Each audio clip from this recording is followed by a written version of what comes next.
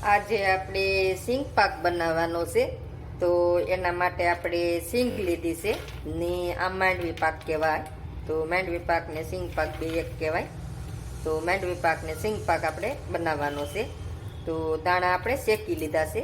તો જુઓ, શેકીને આપણે થોડીક વાર ઠરવા દેવાના છે ને પછી આપણે આ રીતે એની છાલ પાડી લેવાની છે બધી. તો હાલો આપણે છાલ પાડી લઈએ. છાલ આપણે ઉછળી લીધી છે. તો બધાય દાણામાંથી જુઓ, તો કોક દાણામાં આ રીતે રહે તો વાંધો નહીં, હાલે ઈ.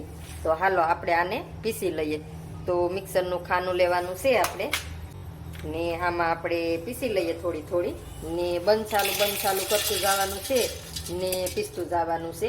એક હારે પીસ્યો તમે તો તેલ નીકળી જાય એટલે બંધ ચાલુ કરી ને આપણે પીસી લેવાનું છે. તો ભૂકો આપણે કરી લીધો છે. તો હાવ ભૂકો આપણે નથી કરવાનો, થોડોક આખા પાખો રાખવાનો છે. જો તમને હું નજીકથી દેખાડું તો આ રીતનો ભૂકો હોય તો આપણે સિંગ પાક ખાવાની મજા આવે. તો હાલો હવે આપણે બીજી તૈયારી કરીએ. તો હવે આપણે એક થાળી લીધી છે. તો એમાં આપણે તેલ કે ઘી ગમે એ પેલું લગાડી લેવાનું છે. એટલે પેલું થાળીમાં લગાડીને આપણે તૈયારી રાખવાની, એટલે પછી આપણે વાંધો ન આવે.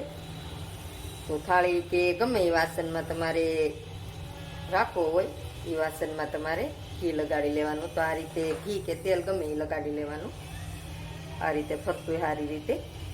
હવે આપણે મોટું બકડિયું લેવાનું છે. તો એમાં આપણે ઘી નાખવાનું છે. તો 1 ચમચો ઘી લીધું છે મેં, મોટી ચમચી 2 ચમચી. તો આપણે મોટો ચમચો આવે તો 1 ચમચો ઘી લીધું છે.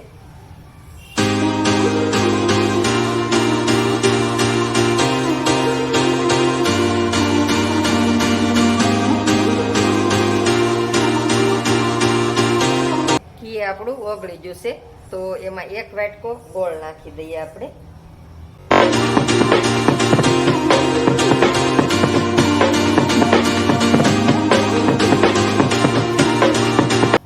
હવે આપણે એને પકવી લેવાનો છે. તો આ રીતે આપણે મિક્સ કરતા જઈએ ને પકવતા જઈએ. તો આપણે ગોળમાં બબલ આવવાનું શરૂ થઈ ગયું છે, જોવો તમે. તો આપણે આની સાહણી નથી લાવવાની. તો ઘી ને ગોળ આપણે ભેગું થઈ ગયું છે બે. હવે આપણે આ ભૂકો કર્યો છે તો એ નાખી દઈએ ને હવે સારી રીતે મિક્સ કરી લઈએ. આ રીતે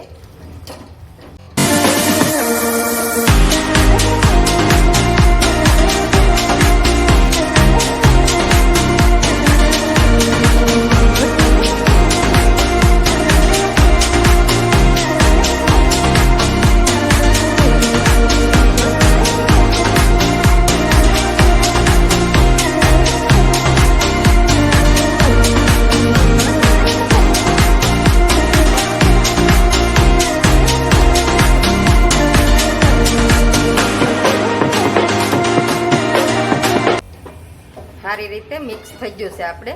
તો હવે આપણે આને થાળીમાં કાઢી લઈએ. હવે આપણે આને થાળીમાં કાઢી લેવાનું છે.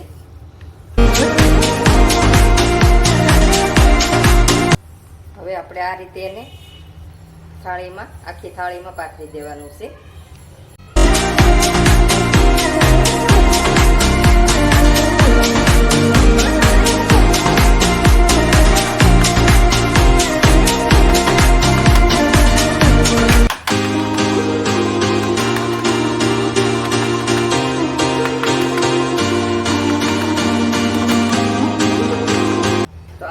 દબાવવાની જરૂર નથી. તો આ રીતે આપણે થાબડી દેવાનું છે. હવે આપણે આ પિસ્તાનો ભૂકો કરેલો છે તો એ આપણે આ રીતે ઉપર નાખી દેવાનું છે.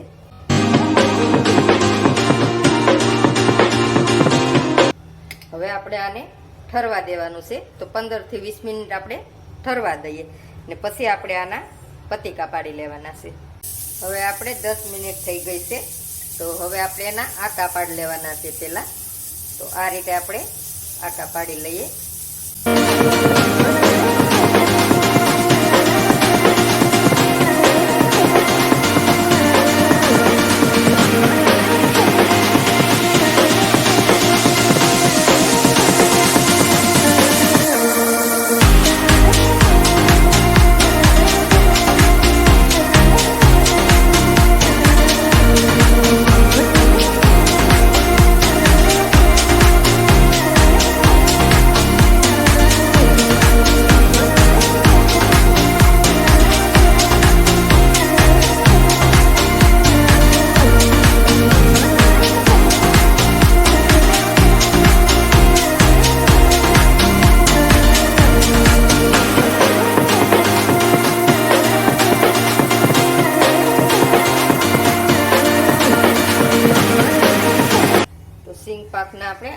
પાડી લીધા છે ને આપણે બનીને તૈયાર થઈ ગયો છે.